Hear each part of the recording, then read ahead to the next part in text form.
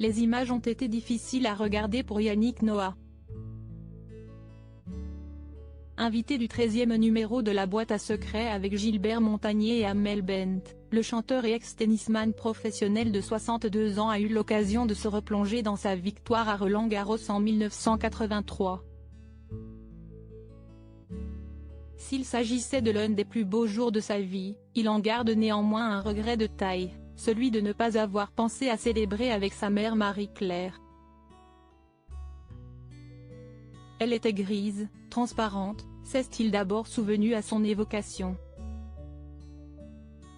Et de reconnaître, si est-il un moment dur pour moi de voir ces images. Papa a eu cette idée de sauter sur le court, c'était une émotion incroyable. Je souhaite à tous les papas de pleurer de joie dans les bras de leur fils. Mais dans cette émotion, avec tout le monde, j'ai oublié maman. Yannick Noah a malgré tout accepté que la séquence soit dévoilée en plateau, dans laquelle sa mère apparaît en tribune, fière et émue pour son fils qui vient de remporter le plus grand tournoi de tennis. À la fin, elle fait « Viens, viens ».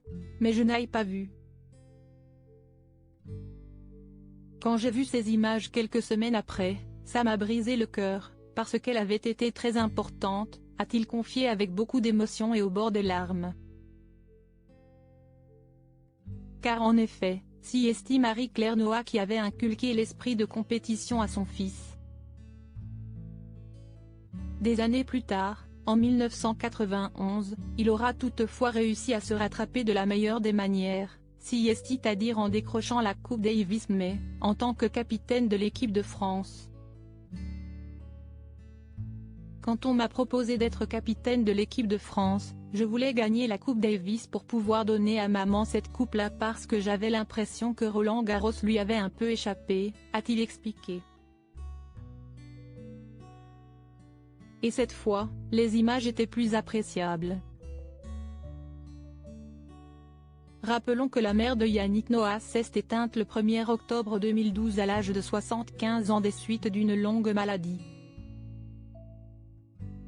Son père Zachary Noah est quant à lui décédé le 8 janvier 2017, à Yaoundé, capitale du Cameroun indépendant depuis le 1er janvier 1960, et à l'âge de 79 ans. Lui aussi a succombé à la maladie.